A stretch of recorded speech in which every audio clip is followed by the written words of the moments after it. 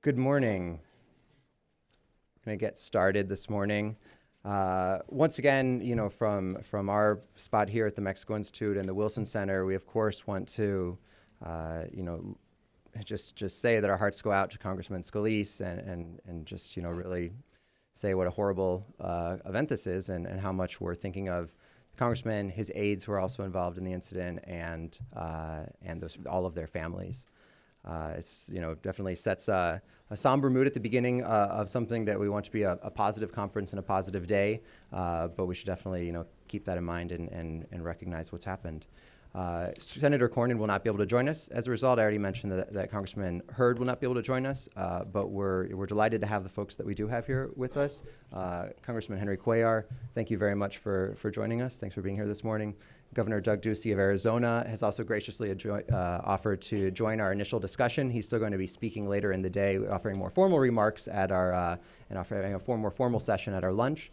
And then, of course, we're joined on stage also with Russ Jones, who's the chair of the Border Trade Alliance, and Duncan Wood, who's the director of the Mexico Institute. So on behalf of the Mexico Institute, let me welcome you to our 4th annual conference on building a competitive U.S. Mexico border. Thanks very much to our sponsors who helped make this event possible, to Werner Enterprises, to Manat Jones Global Strategies, the Fresh Produce Association of the Americas, to Delphi, ProMexico, Ambassador Bridge, and Constellation Brands. This wouldn't be possible without all of your support, so thank you to all of you who have helped us make this possible. The last several months have certainly been turbulent ones in the U.S.-Mexico relationship. Two biggest issues that have really been a part of the national conversation have been trade, NAFTA included in that, and migration. Those are two issues that impact border communities profoundly. Oftentimes when we have national conversations about the border, when we hear these issues debated in Washington, there are a lot of people who don't have the on-the-ground perspective, who don't feel the impact that's felt by local communities participating in it and even leading oftentimes those conversations. What we try to do here, and one of the big reasons why this is our 4th time doing this conference, is that we want to make sure that there are folks from the border region leading the conversations about the border and border policy here in Washington. So we're absolutely delighted to be accompanied by those who are doing that in an official capacity, like Congressman Cuellar and Governor Ducey, and many of us that are doing that from the private sector, community organizations, research organizations, both in the border region and those of us who are here in Washington focused on these issues on a day-to-day basis. Thank you all so much for coming and participating in this important event and these important conversations. I think that this is more important than ever right now, given what's going on in the bilateral relationship, given the fact that we're in a period in which the United States government is formulating its positions as it enters a NAFTA update or a NAFTA renegotiation. So with that, let me just, let's kick things off and get things started. I'm going to pass it over to Duncan Wood, director of the Mexico Institute, who's going to introduce more formally our speaker here for this initial conversation, and then we're going to get going. Thanks very much to all of you. Good morning, everybody. Thank you very much, Chris. It's great to see everybody here again. This is just discussing with Russ, this has now become officially an institution. If this is the 4th time that we're doing it, then this means that we have to keep doing this in perpetuity. So I'm afraid you're condemned to a lifetime of competitive border discussions at the Wilson Center. It's a great pleasure for us to have this very distinguished panel to kick off things today. And I'd like to congratulate Chris and all the staff here at the Wilson Center and the BTA for being able to reaccommodate and to be flexible. It's one of the great things about the way that we do things is that we are actually able to react to changing events. You're all aware of the extraordinary political contributions of Representative Henry Cuellar. As you may see on his bio, he's son of migrant farm workers who came to Laredo, Texas, has risen up to be a member of the House Appropriations Committee. He has been an incredible supporter of our work here at the Wilson Center. Congressman, I really, really appreciate the fact that you're always willing to come here and to participate in our events. And I know that the issues that we deal with are issues that are dear to you. But it's very, very important for us to have you here. So thank you very much for all of your contributions. Thank you, Doug. Governor Ducey, this is the first time that we're actually able to meet each other in person. I was in Arizona at Scottsdale a couple of weeks ago at the terrific Arizona-Mexico conference. And let me just say, I mean, you're the 23rd governor of Arizona. The thing that stands out for me is that under your leadership, Arizona has gone from being the bad guy in bilateral affairs. That's what the image was in Mexico a few years ago, to being the darling of the bilateral relationship at this point in time. And I know that a lot of that has to do not just with your personality and your priorities, your background in business and understanding how much the relationship matters to folks in Arizona, but also the personal relationships that you've built up. Obviously, the relationship that you've developed with Governor Pavlovich in Sonora has counted for a great deal on that. And so I think you're a shining example of how people actually do matter in the bilateral relationship. It's not just about the interests. It's actually about personal relationships. Thank you, Duncan. Russ, thanks very much for working with us on this project again. It's a great pleasure to do this with you guys, and so thank you for being here. And Chris, congratulations on all your work. So, Congressman Cuellar, if I can ask you to give your opening remarks, and then what we'll do is we'll come back and we'll have a panel discussion and deal with a lot of these the issues that we have in front of us, and really kick off the dialogue over the U.S. Mexico border today. Congressman. All right. Thank you. Again, Duncan, thank you so much for what you do. And Chris, thank you so much for what you do. And send my best to Jane. At one time in the appropriations, I was putting in my request for a little bit over $10 million because some of my colleagues wanted to zero out the Wilson Center. And I don't know if I did it this FY18 because I think they got away from doing that. I think it would be a mistake to do that because there are two organizations that I think understand the border very well, understand the relationship with Mexico, and that's the Wilson Center for the great work that they've been doing, and certainly I want to be one of their champions and friends and in the Appropriations Committee. But the other one is the Border Trade Alliance. You know, those folks, Russ, you know the work that you do. Then you got Danny and Sam and the other folks that have been working with the BTA for a long time. It's an organization that understands it. I always kid around with my friends that go down to the border and spend 2-3 hours and they go away and they think they know it better than some of us that drink the water, breathe the air. You know, we live there all the time, and I always get to me, I'll just try not to roll my eyes when that happens, but it happens very frequently, not only when it comes to trade, but certainly when it comes to security. So I just want to first start off with BTA and, of course, the Wilson Center. Governor, it's a pleasure being with you. We haven't had the pleasure of working together, but I hope we have a long relationship to work together. And you're going to find this two organizations and the other folks out here in the audience, you're going to find them as experts, as folks that understand it just like you do as being a governor from a border state. I see the ambassador, Anthony, the ambassador. Where did we meet the first time? Was that in Iraq, Afghanistan the first time? And but I think I know him more for the good work that he did as the ambassador of the United States to Mexico. And certainly, Ambassador, thank you for the great work that you've done. David Aguilar. David knows the border. I think you also drink the water, and having family down there. You even went to Loreto Community College and spent time in the Valley. David and I go back a long way, and he also understands the border. Having somebody, when he was in the official capacity, sitting down with somebody that understands it makes our job a lot easier. And the reason I say that about David and Anthony and the other folks, this type of meetings is important to make sure that we understand that you might have think tanks, you might have officials, but there's nothing that substitutes the real experience of being on the border, doing this day to day to day.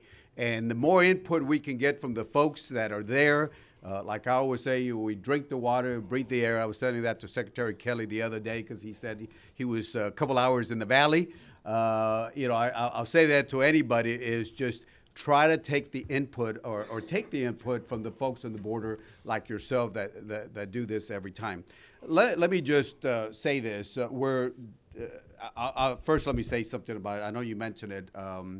Steve Scalise, a good friend of mine, Republican, third-ranking Republican from Louisiana, and I were just kidding around yesterday. I've known him. I've traveled with him, and again, my prayers to him. It seems to be, I think he's okay. Got shot in the hip while he was on second base. You know, it's an open position, and a couple of maybe a couple other folks got shot. So again, my prayers and to him. But I think he's going to be okay, and we hope. Motive, we don't understand what happened in the motive, and I think this is the reason why my good friend Will Hurd and Senator Cornyn are not here. But again, I have to say that we live in very interesting times right now. I know Kathy, the same thing. Griffith from the Gabby from Arizona, we saw the same thing. What happened? It's just the times that we live right now is just very extraordinary. And we just got to be, aware that words and the words that people use can always lead to some action. So we have to be very careful about that. Cornyn and I, and Will Hurd also, but especially Senator Cornyn. Senator Cornyn, he's not here. I hope he makes it later on. But let me just say something about him. Senator and I agree on a lot of things. There's a lot of people that talk about being bipartisan, but when it comes down to actually doing the bipartisan, people walk away. I mean, everybody says, "Oh, we're going to be bipartisan. We're going to be bipartisan," but when they actually come down to it, there's very few people that do that. Senator Cornyn and I do that all the time. In fact, we passed a public-private partnership for infrastructure. And it's important. He understands the border. He understands, there's a certain way that you can secure the border while still allowing the legitimate trade and tourism to come by. And he understands that. Same thing with Will Hurd. So, those are two friends that I consider friends in the Congress, one in the Senate and one over here. So I hope that Will and Senator Cornyn are able to make it later on. Let me just say quickly about our relationship with Mexico. When we see Russia as a friend and Mexico as an enemy, we know that the world has been turned upside down, literally. If you think about it, there are many countries out there in the world that are not as lucky as the United States to have a friend to the north and a friend to the south. There are many countries that have enemies right across the border, and we should be blessed, and we should build upon that friendship that we have. It's not only the economics part of it, and you understand the economics. What is it now? $1.5 billion of trade every day. That's over $1 million of trade between the United States and Mexico. We know Canada is very important. We understand that if we built on that, it's good for them and it's good for us. I'd rather have a strong, secure, prosperous Mexico than the reverse on that. And we ought to build on that. And this is why the NAFTA negotiations are so important. And the president has gone, and I'll say this respectfully to the president. He might tweet on this, but I'll say this. The president has taken a very extreme position. He started off with China, then he backed off. He started off with Australia, kind of backed off. He started off and other. But the only one that he hasn't backed off is Mexico for some reason, which is very sad, if I can use that word, because of what we know. All I have to say is Congress plays a very important role, and let me give you a reason. And I say this, I said this to President Calderon, I said this to President Enrique Peña Nieto, and we know the sensitivity between the U.S. and Mexico. We understand the history. We understand when the U.S. got in the real estate business. I understand all that history. I understand that. But I have to say this, and let me give you this example, why I wish Mexico would work closer with the U.S. I said in the appropriations. And the appropriations, I've seen how certain countries have become what I call the $1 billion club. That is the foreign aid that we provide to the country, to countries. Israel, by far, the best lobbyists you have up there, if I can say, the educators that we have out there. They're at $3.1 billion a year and growing, number one. Then you got other members of the $1 billion club. You have Pakistan, Afghanistan is still there, Iraq used to be there, Egypt, and then you have a little country named Jordan. And let me tell you how that happened, in my opinion. And I'll stop after this to just show you. You have the king comes over, visits his son at Georgetown, goes over, sees the president. Very quietly, he'll come over to a select member of the appropriations, foreign operations, state foreign operations. He never asked for money as a king. But he'll come in, talk about the Syrian and the refugees and this and how tough it is and all that. And then through the embassy, they'll work out, and then before you know it, they're over $1 billion club. So they had now joined the $1 billion club. I have asked Calderon, I asked Peña Nieto, I talked to, and I'll mention names out there, Luis Vergay, the Secretary of Defense. I've mentioned this over and over and over. And they always say yes. At the very beginning, they always say, we'll be there, we'll be there.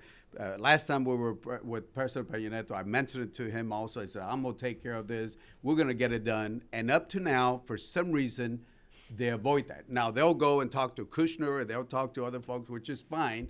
But at the end of the day, it is the Congress that will get certain things done. And I've asked, and I say this, and I'm sure there's somebody from the Mexican embassy, I think I saw somebody here, but I really wish maybe the new ambassador will do this. I really wish they would do that, because I think we can build not only the appropriations, for example, Colombia got $450 million, and I can name countries and countries and countries that have done there. And if we can do that, we can also work on some of the things that are important to the border infrastructure, making sure that NatBank is properly authorized. We've been working on that. We've been having trouble with the chairman he just doesn't like those type of banks, Import-Export Bank and those type of banks. But if we do this, then we can work on border infrastructure, making sure that the relationship is strong, and hopefully we can do that. And I do have to hand it to the Mexican government. They finally did something that we've been talking about. I've asked all the Mexican ambassadors, and Jeronimo finally did it. MICA. Anybody familiar with MICA trips?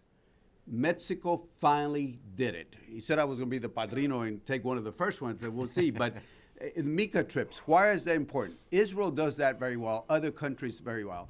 Take members of Congress or key staff members or other folks to go visit Mexico so they can understand and get rid of some of the myths that we have with Mexico. So I say this without getting to details, but I just wanted to talk about the general feelings and just to say that Mexico is a very important friend, as is Canada, and we're going to do everything that we can to make sure that we modernize NAFTA, not get rid of it, but modernize NAFTA to make sure that we have it.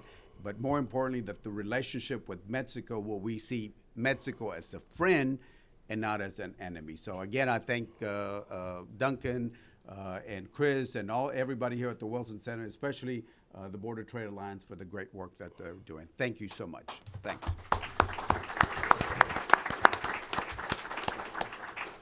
Thank you, Congressman. I think one of the things you just said that will stick with me for a long time is that visiting the border for a couple of hours or a couple of days is really not going to help you to understand the reality of the border. And I think that's a very important point for us to jump off, which is that one of the things that we do here at the Wilson Center is we try to promote understanding of the bilateral relationship. And we do that in multiple ways, but I'm very much kind of a silver lining kind of a guy. The volatility, the turbulence of the first 6 months of this year have had a silver lining, which is that probably better than anything we've done in our existence, they have shown the importance of Mexico to the United States, of the bilateral relationship. That's true. People who didn't know that they depended on Mexico now understand it in a way that they didn't before. And I'd like to hear your response, and Governor Ducey, I wonder if you could sort of come in on this as well, is to say, what are the other things that we can do to really promote understanding of the bilateral relationship and the border itself? Because ultimately, every state in the United States is a border state, because every state depends upon what happens at the border. So I wonder if you have some thoughts, an immediate reaction on things that can be done to promote that understanding of both Mexico and the reality of the border in a way that we haven't actually thought about so far? Well, I'll be happy to respond, but I'm going to let the governor go first, and then I'll be happy to go. So. Well, thank you, Congressman. Thank you, Duncan. And I want to say to everyone at the Wilson Center, thank you for having me. It's an honor to be here on behalf of the state of Arizona. Chris, appreciate the invite, and Russ, my friend from my home state. It's wonderful to see all of you. I also want to just express my thoughts and prayers for Leader Scalise and everyone that was affected today, and just say thank goodness for the Capitol Police to mitigate that. And I know we'll get news throughout the day. I am here as the governor of Arizona. My background's in the private sector. My company was Cold Stone Creamery, the ice cream business. And we open stores all over the country, but also the business operates today in 31 countries around the world. So Mexico is Arizona's largest trading partner times 4. It's not even close. And I thought upon election that this should be my first visit as the chief executive of the state. And we were welcomed by Ambassador Wayne when we went down there. And I'll tell you, that was an eye-opener to me. And Duncan, you touched a little bit on the recent background with Mexico. But I also want to touch on the broader background. Mexico is our partner, and it's Arizona's neighbor. I mean, we share a border.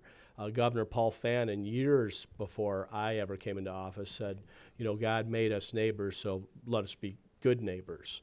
And we've even expanded that and said, well, you know, we're more than neighbors. I mean, neighbors can move. We can't. So when we did go down to Mexico City, I was so pleasantly surprised by the welcoming spirit and the hospitality that we received. I think we were able to meet with 8 or 9 cabinet secretaries in the federal government. Since I've had 5 meetings with the equivalent of the Secretary of State of Mexico. My wife Angela and I attended the inauguration of Governor Claudia Pavlovich, who's the first female governor in the history of Mexico. We've been to Hermosillo several times. She's been to Arizona several times, including this past Christmas. Her and her husband Sergio came and spent time with Angela and I. And I just don't think, just as the congressman said, I don't think there's any substitute for these visits, for bringing delegations. You know, it was somewhat eye-opening to me running for governor. You have all these people approaching you, and I think Israel does a terrific job, along with Shanghai and Beijing and Taipei and Taiwan and Turkey. They're all asking you, you know, to come visit them if you become the governor. Now, I think those are all terrific places. We opened ice cream stores in many of them. But I was thinking, you know, our number 1 trade partner is Mexico. Our number 3 trade partner is Canada. And it's just not Arizona. 33 of our United States have either 1, 2, or 3 trading relationship with Mexico. And I think Mexico sees that as well. I mean, how could we have so many people in Washington, D.C. that have been in other places around the globe and not have spent time in Mexico City when we share such a strong trade relationship? So to me, I think that is step 1. There's a trust that is built through that. There's relationships and friendships that happen. And we not only did it with government leaders, of course, we brought a business delegation, we brought an academic delegation, and I think this is a model that other states can follow. And I think the more relationships and friendships we build across the border, it helps us solve some of the very real issues that we do have. But trade is not one of them. Trade is one, not a problem to solve. It's an issue to focus on and expand. Thank you, Governor.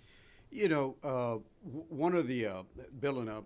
I got to know about your ice cream. You look pretty good for owning ice cream. But I have to say, in the appropriations, I've added different instructive writers dealing with Mexico, and a lot of these are ideas from the Border Trade Alliance. For example, let me go over this, a couple of things that we've done. language that will direct the USDA, FDA, CBP to utilize forward-looking data, SAM, forward-looking data for their staffing models at land ports of entry, because they look backwards instead of forwards. I know we were with the Corona folks at one of the border points, and they're having trouble because CBP will look this way instead of over here, and they need to work more with the private sector. I had language also directing the Secretary of Ag to develop a U.S. Mexico worker group to find ways to improve the flow of the ag products and do more of the joint education when it comes to ag. You know, in the Valley, the city of FAR, and other places, we know how important that is. I also had language there directing the State Department to increase the U.S.-Mexico academic exchanges for high school, college, postgraduate levels, and do more. I know they're doing that, but I've seen the State Department do a lot more for other countries than Mexico, and I wish they would do a little bit more on Mexico. Add a little bit more money for the for good governments on that. You know, you're familiar with that fund also. Also directed the Federal Rail Administration to work with Mexico on improving or establishing standards and protocols to facilitate passenger rail between the U.S. Mexico, not cargo, but passenger on that. I know from San Antonio, we're looking at going into Monterrey is another one. Another one, Russ, is something that we've had a couple meetings and we want to continue with is directing the Treasury Department to work with the regulators and financial institutions on ensuring that legitimate financial transactions move freely. If it's drug money, bad money, that's a different thing.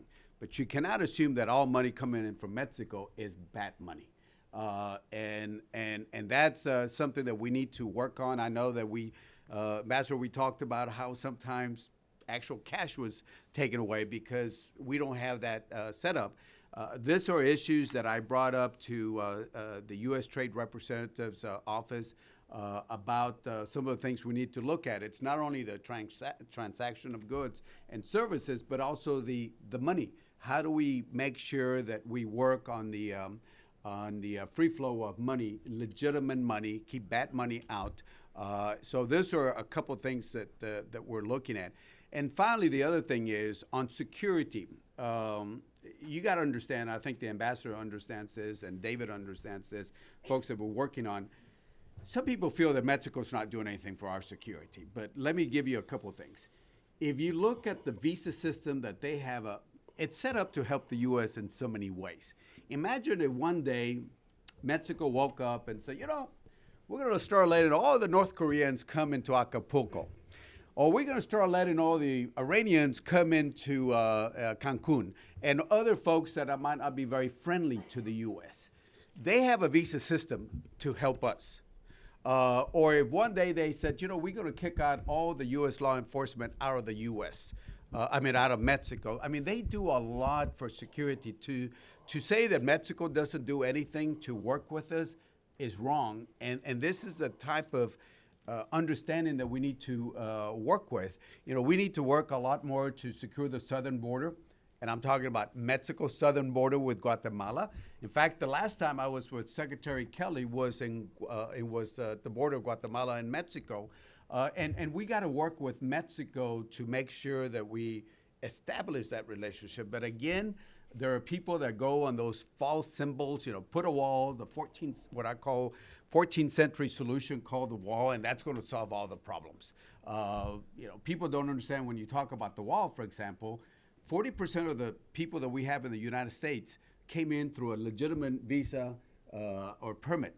So even if you put the biggest wall out there, what's going to happen? Somebody's going to drive through a bridge and overstay their visa, or somebody's going to fly over, overstay their visa, or somebody's going to get on a boat, a ship, and overstay their visa. So you can put the biggest wall out there, and it's not going to do that. We got to make sure we use a smart way of securing the border, but at the same time, engage the Mexicans more to make sure that they secure the border.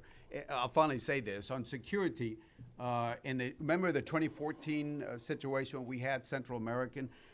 There was a period of time that Mexico was stopping hundreds of thousands of people that were trying to come in. Imagine if they would have just said "Ole" and just come through.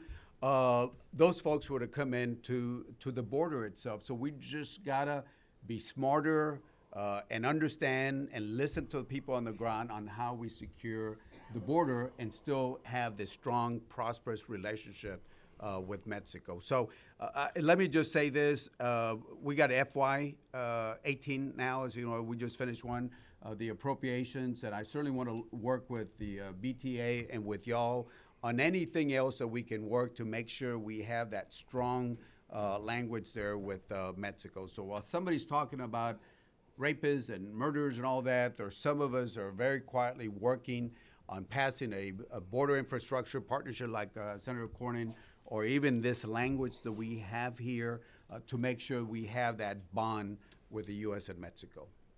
Thank you, Congressman, for pointing out that security aspect of the relationship. It's one of the things that I find a little bit frustrating is that, first of all, people don't know how closely Mexico collaborates with the United States on security and essentially defending the American homeland. Right. And secondly, they don't know how extraordinary that is in the context of the history of U.S.-Mexico relations.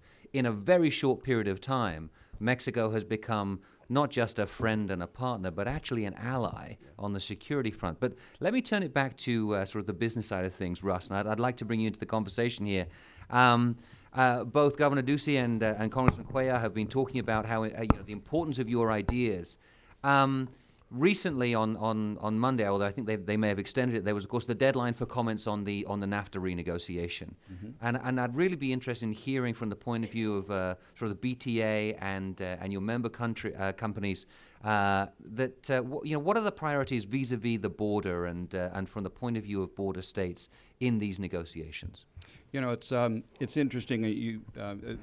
Both you and Congressman Cuellar talked about that we're living in interesting times and challenging times, but whenever that occurs, there's great opportunity. And regardless of the negotiating style of our president, the end result is that it wasn't too long ago that NAFTA, we're talking the last several years, NAFTA was a bad word, and it has been. And most folks would shy away from even using NAFTA. That's why we'd set our hopes on the TPP and fixing NAFTA through the TPP, because then we could kind of do it clandestinely and not have to talk about it, you know. Mm-hmm. And when, even though the TPP is still kind of out there, it has forced a negotiation on NAFTA. BTA was at the forefront of supporting NAFTA when it was originally being negotiated. And it's been an incredibly valuable document, but it's not as flexible and nimble as it should be. There's industries that we strenuously attempted to protect in rules of origin and such within the NAFTA agreement that are now, for all intents and purposes, not even in North America, let alone the United States. And so the opportunity with a renegotiation of NAFTA is a tremendous opportunity for us to negotiate an agreement that is nimble, that is flexible, that can evolve with industry and technology, which is moving so fast. You know, 10 years from now, we probably won't even drive our own cars. And so to be able to keep up with that and take advantage of it and have all of North America benefit from it, you need that kind of a nimble document. And so in I think it's 8 pages of comments that we submitted on Monday, and a number of the things that are in there that we feel are important are such things as what we call UPI, Unified Port Inspections, such as what's going on in Arizona as a test and pilot where all of the northbound traffic from Mexico is actually inspected in the U.S. Right. and released from the U.S. When we had a recent natural disaster in Texas, we at the port for Laredo, and the World Trade Bridge was basically, that is, in terms of commerce, that is the busiest land port in commerce that we have, and that was shut down. And because we had such a great relationship, folks like from the U.S. side and Customs and Mexican Customs, we were able to work on that situation and get within a fairly short period of time trade flowing again by begin being nimble and responsive. So all of those on the border, it's just like this panel. We're nimble, and we had a situation this morning, and here we are talking about the subject matter that we wanted to talk about. And that's what the way NAFTA needs to be able to work for us. Some of the things that we've also included in there is, and it's been an issue for some time, is we think, well, in my opinion, I may be wrong, there is no, there's no free trade. Mm-hmm. Trade is not free. And when we label it such, we create unrealistic expectations, I believe. What we want is fair and secure, open, and safe. Those, I think, are better terms to apply to the agreement that we want to have, and certainly amicable, as the governor mentioned the comments when Governor Obregón and Fannin met 56 years ago and created the Arizona-Mexico Commission. And so one of the things that I think that we need to talk about, and we've included and should be included in the NAFTA discussions, is talk about security. Because when we negotiated NAFTA, that was 9/11 hadn't happened. Mm-hmm. And so now we've developed security protocols to create this safer, more secure trade between the countries, but it's not memorialized in our trade agreement or recognized as part of that. And it needs to be an integral part of that. So we've added that into our comments and asked the three parties, trilateral negotiations, which we support. We're very happy to see that that's the way it's going to proceed forward. But one of the things we are lacking is if we're going to have secure and safe trade, then shouldn't we come up with a common definition of what it is? I mean, how are we going to create a safe environment for trade if we haven't defined what that is between the three countries and for the Canadian border as well as U.S. border? So we've added that into our comments for NAFTA discussions, along with, more working together. We've also suggested that, just as we've done with trade and general for the United States, where we've created COAC, which is the Customs Operations Advisory Committee. Been very, very effective in helping move customs forward in the trade globally. One of the things we've added is we feel there should be a trinational or North American COAC that is able to address issues as they come up, as trade evolves, as technology evolves, as industries are threatened in North America, not just the United States. You have a structure that can address that and deal with it and not have to sit down and renegotiate a whole trade agreement every time you have a change. Right now, our relationship is more litigious. We can complain, we can go to court. We don't really have a trinational panel that can look at these issues and make recommendations to the to Congress and to in the United States, Mexico, and Canada. So those are some of the things that have been included in our comments for BTA. Thank you, Russ. Chris, let me turn to you. As everybody in this room knows, you are extraordinarily prolific in terms of your writing and publishing. In the past year or so, you've published sort of three things that are really, really important to our understanding of the border, and the timing couldn't have been better. But it was almost exactly a year ago that we decided we were going to embark on this project called Growing Together, understanding how many jobs here in the United States depend upon the bilateral relationship with Mexico, and trying to understand the economic relationship at a level of depth. You came to me and you said, I've finished my book. It took me 6 months. And I said, I'm a slow reader too. And then I realized you were talking about writing a book. And so... and it's pretty much like that. In the time it takes me to edit a book, I mean, he has literally written another one. But Chris, I wonder if you could talk about how this is playing out, and the importance of having access to this kind of data at this particular point in time. Yeah, I mean, I think one of the most important things we did in that publication and some previous ones is start to break down the relationship between the United States and Mexico. And yes, of course, make the points that there are, 5 million jobs in the United States, across the United States, that depend on trade with Mexico, that there's, thousands of companies that depend on exports to Mexico.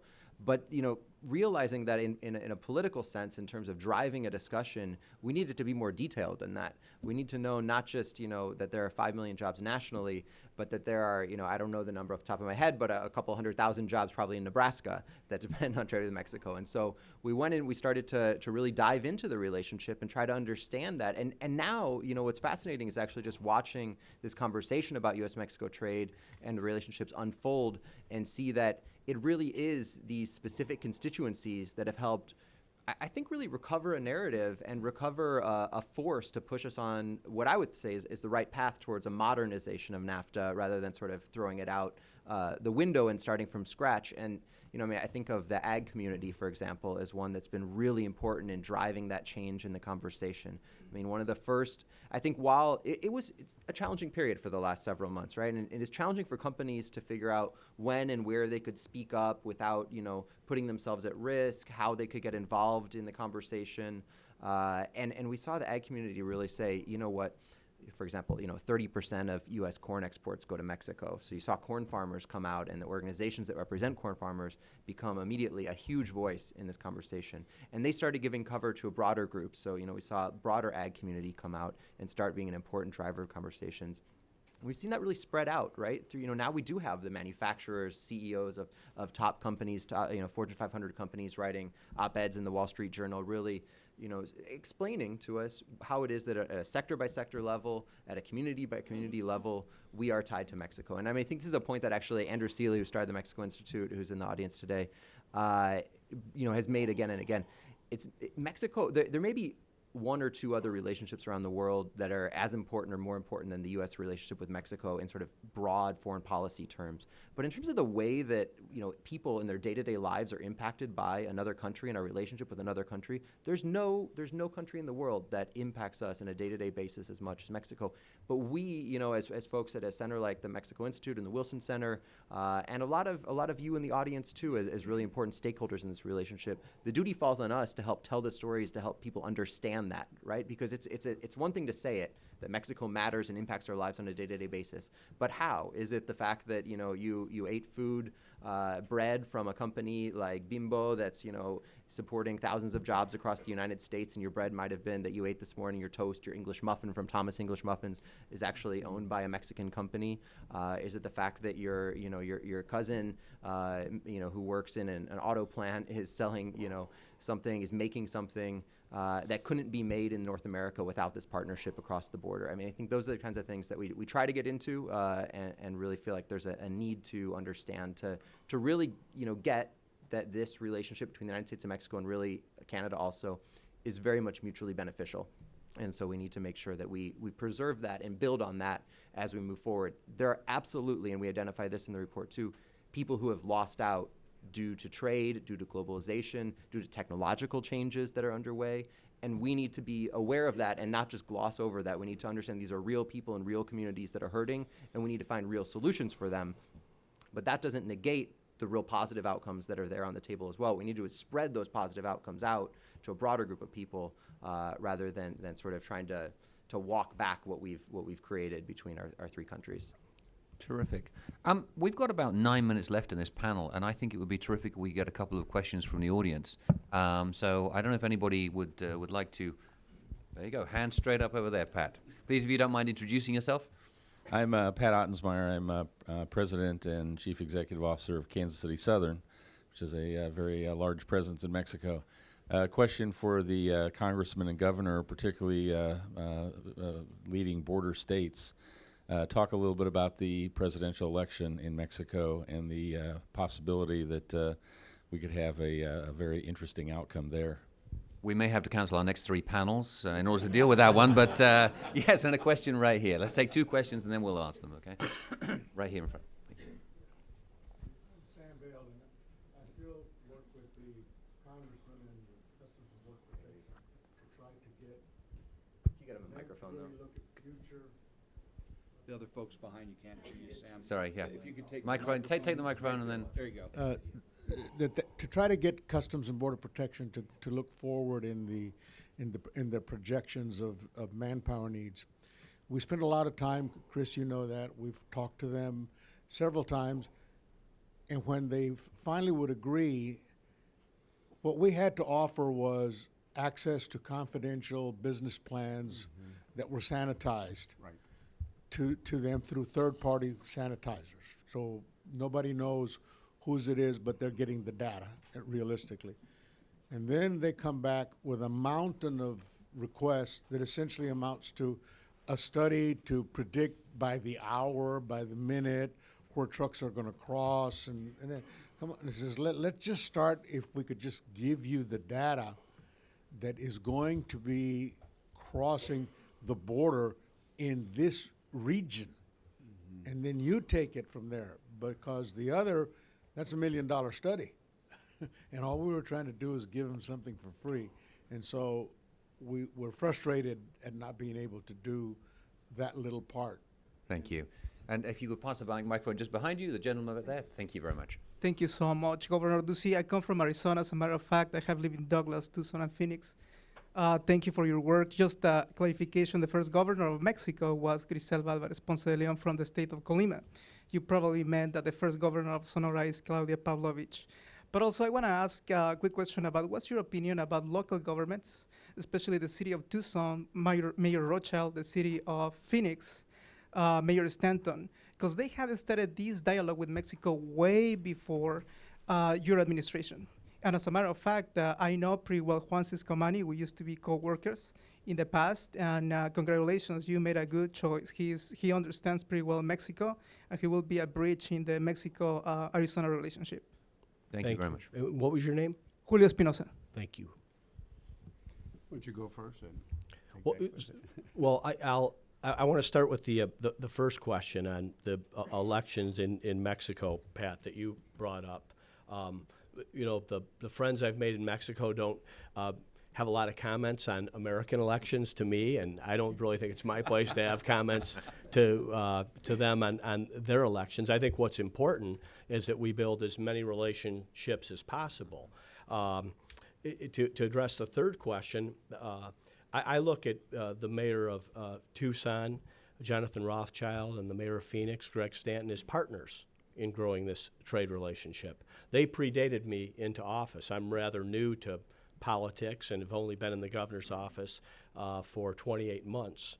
So we thought in terms of a state presence, a relationship in Mexico, the Arizona-Mexico Commission, the good work and the groundwork that they had laid, that we would want to stand on the shoulders of that and be partners with them, and our delegations have reflected that. Mayor Stanton and I made a trip to Mexico City earlier this year.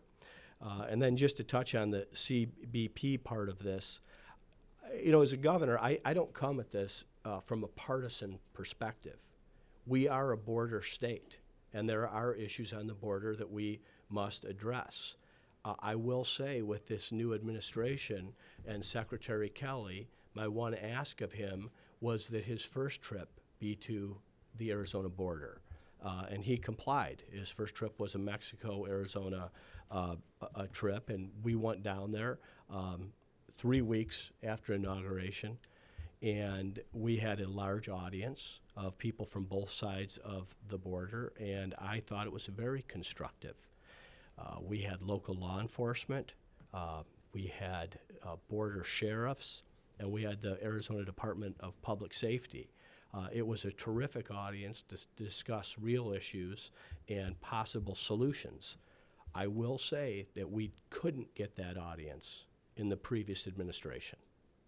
Our border counties were ignored and neglected, and that has caused real damage. So I'm very hopeful for what's possible with this relationship. And when we have our meetings in the Arizona-Mexico Commission, we bring our top law enforcement officer, Frank Milstead, and Claudia Pavlovich, our sister state to the south, brings her top law enforcement officer. And it's not just law enforcement, it's trade, it's agriculture, it's infrastructure, it's across the board. So regardless of what's going to happen in future elections, I think what's most important is that you build the infrastructure, the relationships, the trade that outlasts administrations, and builds a culture that you can continue to see dynamism and growth and prosperity, and that's the best way to protect the relationship.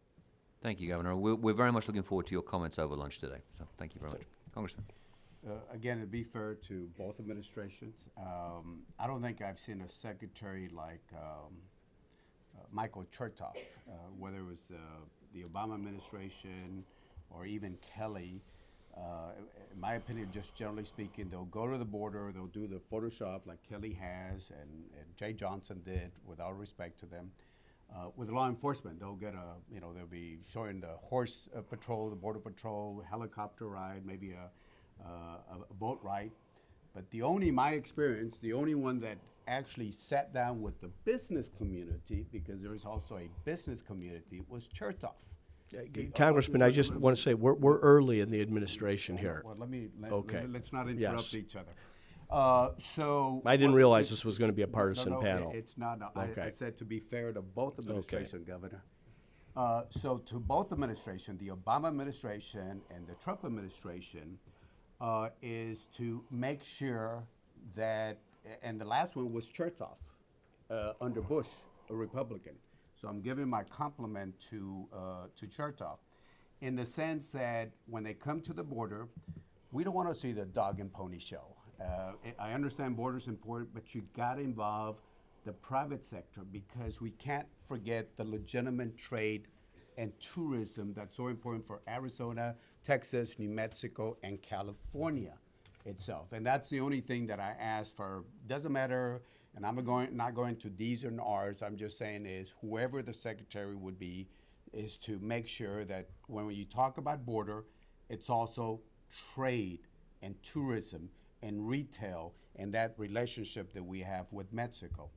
Number one. Number two, without getting, and I'm with the governor, without getting into Mexican politics, we got to respect the sovereignty, and the voters have to decide who they're going to get over there, and that's up to them. But just generally speaking, we have to be careful that our rhetoric doesn't push a certain type of candidate that's going to feel that their country has been, has been attacked, and they're going to take a very strong position against the U.S. And that's what I'm afraid of, because if that happens, the ones that are going to suffer the most are going to be us on the border, because you're going to have a rhetoric coming from D.C. and maybe a rhetoric from Washington, from el DF, y los únicos que van a sufrir son las personas en la frontera. And that's why, without getting an end to any, we got to make sure we keep that conversation ongoing between the U.S. and Mexico, because again, Mexico is a friend. It's not an enemy. It's not a country of rapists and all that. We have to understand that we're so interrelated with Mexico.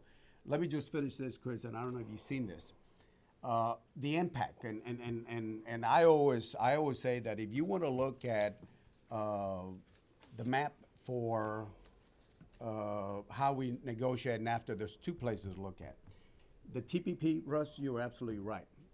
It's been there already. In fact, when the first draft letter from the administration came over to Congress, or got leaked out, we had a CRS report on TPP, because there was the NAFTA 2.0 under TPP, and we looked at the letter, and it was almost exactly the same. So TPP is going to allow us to move through this a lot faster than if we didn't have a TPP. The other thing is the Border Trade Alliance, and you're absolutely right. I looked at what y'all did there, and it's online. In fact, I was telling the U.S. Trade Representative, I said, I'm going to ask Senator Cornyn, or Senator Cornyn and I could ask the border legislators, maybe BTA and the Wilson Center, to meet with the trade representative so we can give you our perspective. Because again, all due respect to other folks, listen to the people on the ground. Listen to the people that do this every day, the customs brokers, the freight forwarders, the trucking association. Did I do okay on the trucking association? The rail also over here, the airport. Listen to those folks that do listen to them. And I think if we do that, we'll be able to get a good agreement. And I think we are. I'm an optimist. I think we've seen the ups and downs. and I'm an optimist. I think we are going to get a modernized NAFTA itself. So again, I just want to say I'm just a team player. I want to be just a team player to work with y'all. But I am going to ask the U.S. Trade Representative through Senator Cornyn and say, hey, why don't you put us together and listen to us on the border so we can give you our input on that. I think that's a splendid segue. Yes, absolutely, Russ, please. I did want to kind of correct something. I've been serving governors of Arizona on the Arizona-Mexico Commission board since Raul Castro, so I've been there a while. Yeah. And that relationship that has spanned 56 years, believe me, there's been changes in governors in Arizona and changes in governors in Sonora, but the relationship has survived because of the ongoing dialogue and trust that we've built up. Not just and it's not public sector alone. Each of the committees has a private sector leader from the state appointed by the governor, and as well as a public sector, and those agencies, whether it be the Department of Transportation, Department of Health, Water Resources, they all have their counterparts in the private sector, and then there are other counterparts in the Sonoran Commission does the same thing with theirs. So it's a public-private partnership, and it's been that way for 56 years, very successful in spite of politics. So we put politics aside, and as the governor said, it was Obregón, Alvaro Obregón was the governor of Sonora at the time with Fannin, that they made that statement about being good friends. And we have been good friends ever since that time. It's a great, great model. I wanted to put in a plug for, at the AMC, Senator Flake has some legislation also going that is important to BTA. And at the last AMC meeting, he's trying to compile NAFTA stories, because so much about the relationship, it's difficult to put in just 5 million jobs here. Yeah. There's so many NAFTA stories out there of how NAFTA has affected an individual, an organization, a company, and he's created his hashtag NAFTA for AZ, and he's been using that to collect these NAFTA stories, to add those to the record. So it's more about the people and the relationship that we have with Mexico that you just can't put in dollars and cents. We get so tied up with this trade deficit issue, and we don't look holistically at the whole relationship. I don't know how much Mexicans spend annually in tolls just to come into the United States. I don't know how much in total retail sales the border states and border communities get out of the relationship. But I doubt if those things are captured in the total relationship. So we get so fixated on that one figure that we lose sight of the whole relationship and the benefit that we get from both sides. So I think that's an incredibly important point. And thank you all, Chris, Russ, Governor Ducey, Congressman Cuellar. Thank you very much for not only providing an excellent panel, but setting us up perfectly for Ambassador Gutierrez, who has just arrived, to talk about where this relationship is right now, and in particular how it impacts upon the border. Thank you very much to all of you.